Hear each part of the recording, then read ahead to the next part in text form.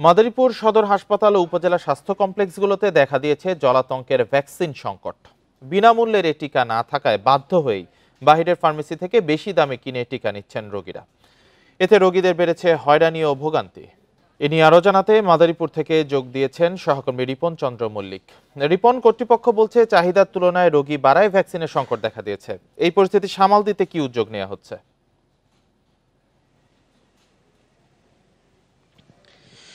আসলে যদি এক কথায় বলি, এই হাসপাতালে সামাল দেওয়ার মতো তেমন কোনো উদ্যোগ আমরা আসলে এখনো পর্যন্ত দেখতে পাইনি। শুধু একটি উদ্যোগে তারা আমাদের বলতে পেরেছেন কর্তৃপক্ষ হাসপাতালের, তারা হচ্ছে যে ঊর্ধ্বতন কর্তৃপক্ষের কাছে তারা চাহিদাপত্র পাঠিয়েছে। সেটি আসলে আমরা সংবাদে যেমনটি উল্লেখ করেছে যে গত মাসের 21 তারিখে মাদারীপুরের সবগুলো উপজেলার যে পরিমাণ ভ্যাকসিন প্রয়োজন কুকুর, বিড়াল সহ অন্যান্য বন্যপ্রাণী বা পোষা প্রাণীর কামড়ে আহত রোগীদের, সেই চাহিদাপত্রটি আসলে ঢাকায় পাঠানো হয়েছিল।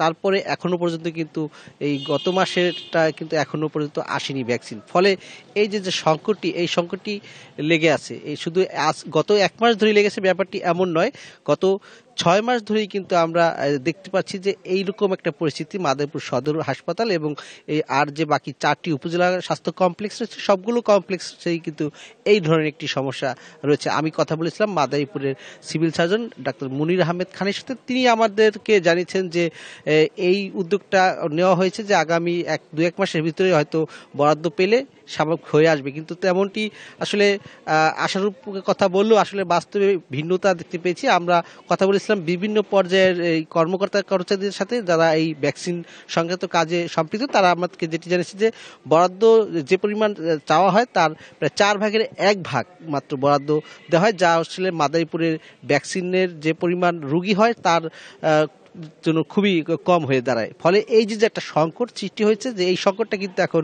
মোটামুটি 6 মাস ধরে বয়ে বেড়াচ্ছে এবং এর কারণে এই অঞ্চলে যত রোগী আছে সবগুলো রোগীরই কিন্তু সদর হাসপাতাল সহ উপজেলা হাসপাতালে এসে বাইরে থেকে বিভিন্ন ফার্মেসি থেকে অতিরিক্ত উচ্চ মূল্যে ইঞ্জেকশন কিনে তারপরে এটি ব্যবহার করতে বাধ্য হচ্ছে, এমনটি জানিয়েছে আমাদেরকে এই ভ্যাকসিন নিতে আসা অসংখ্য রোগীরা।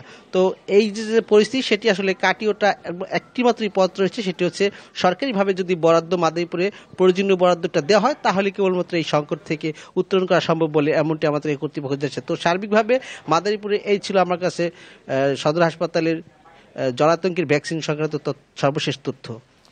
মাদারীপুর থেকে জানাচ্ছিলেন সহকর্মী রিপন চন্দ্র মল্লিক।